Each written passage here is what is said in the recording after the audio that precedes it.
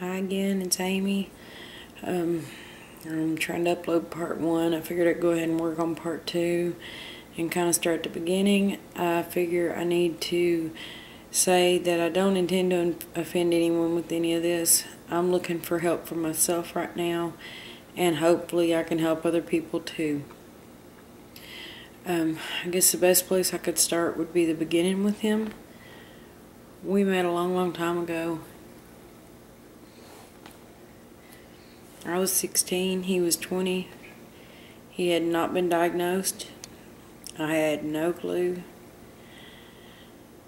We had both acted like fools along as we were younger. We were promiscuous. We were in and out of trouble. And when we finally found each other, it was like a godsend. We sat and talked all night long on my 16th birthday. And we just had such a connection. We could talk about everything and anything. And that was one of the first things that I loved about him, was that he was thoughtful and he was creative. We were married within 2 months. And I didn't quite know what I was getting into, but then again, he didn't know himself at the time either. He was very high-strung temperamentally.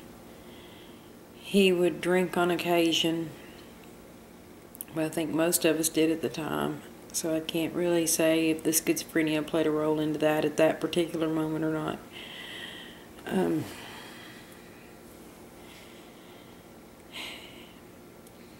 The first thing that I'd seen, and I'd never seen anything like it, he got upset one night at a family member, and he cut his arms with a straight razor.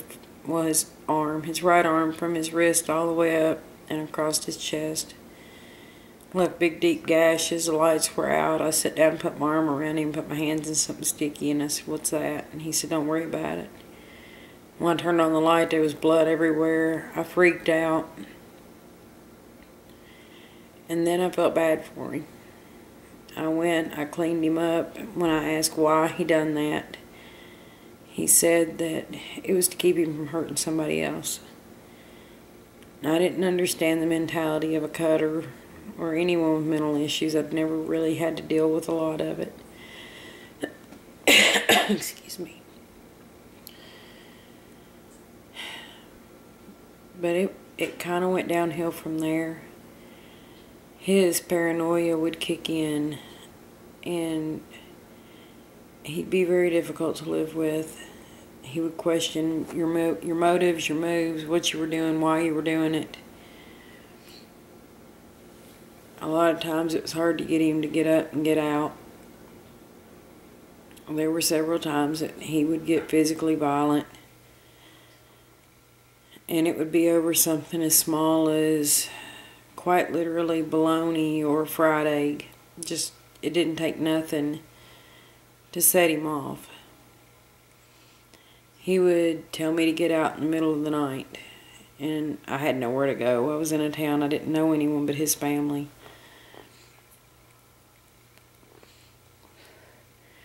And I had such an unhealthy attachment to him. I would beg with him not to make me leave, to please not throw me out. Just let me stay. I felt like he needed me as much as I needed him. Maybe in a way he did, maybe in a way he didn't. I honestly don't know. But the first time I really seen the whole split personality, we'd be talking just fine one minute, and then the next it was like he'd flipped a switch. His tone of voice changed, his demeanor changed. He'd get very aggressive, very ill-natured. One time that particularly stands out is when he got me down and he choked me till I almost passed out. And as quick as he started doing it, he stopped doing it and was crying, asking me what he'd done. He didn't know. And I held him and comforted him because I felt bad, and it scared me. I didn't understand. And he got to where he tried to push me away. He wanted me away from him. He would hurt me with words. He would hurt me physically. And he said he figured I was too mature for him, and he was just afraid of losing me, so he just run me off to begin with.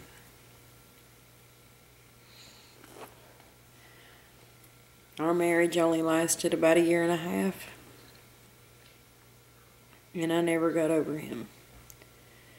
We split up on Christmas of 1992, and we didn't have any children together at the time.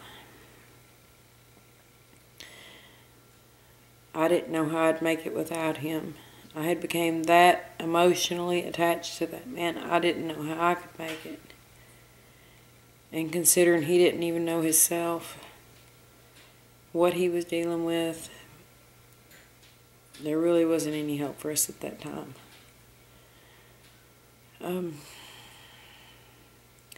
We were apart for quite a while. I believe it was in 1996. He called and wanted to see me. I made the decision to go because I'd never gotten over him. And at the time, he still blamed me for a lot of our problems, and I'm sure I had my part in it, but he still didn't fully understand his own.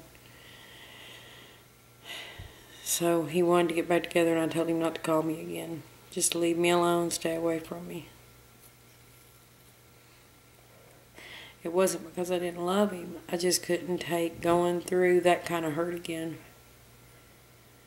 And then the mind games I played with myself was that I should have been able to help him. I should have been able to do more for him. When honestly, there was nothing I could do other than try to support him. But we neither one knew the monster he was facing. I don't know if any of you all have had to go through the beginning stages of schizophrenia when it's really kicking in, and the confusion and the anger and the hurt and the misunderstandings that go along with it. I think a lot of schizophrenics end up homeless because they feel like no one loves them, no one can deal with them, and it honestly takes a very strong person to be able to stand in there. I say strong, sometimes I feel like I'm just stupid for sticking in there. But I guess that's what love does for someone. I stay because I care. I want him to be better. I want him to get better. I have to come to terms with myself, though, that I can't make him better.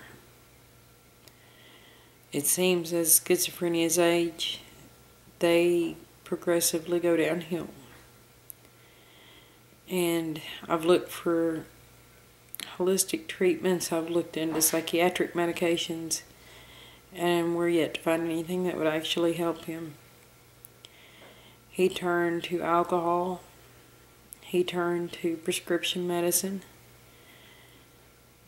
and to him it was his coping device, which we'll get into in the next part when we got back together, because in the beginning he wasn't that bad on it. It was an occasional drink or an occasional bender where he'd really get drunk, but it wasn't nothing like things have progressed to. So I know I'm kind of starting to ramble, so I'll shut up and leave this one alone. And I'll be back with another part soon.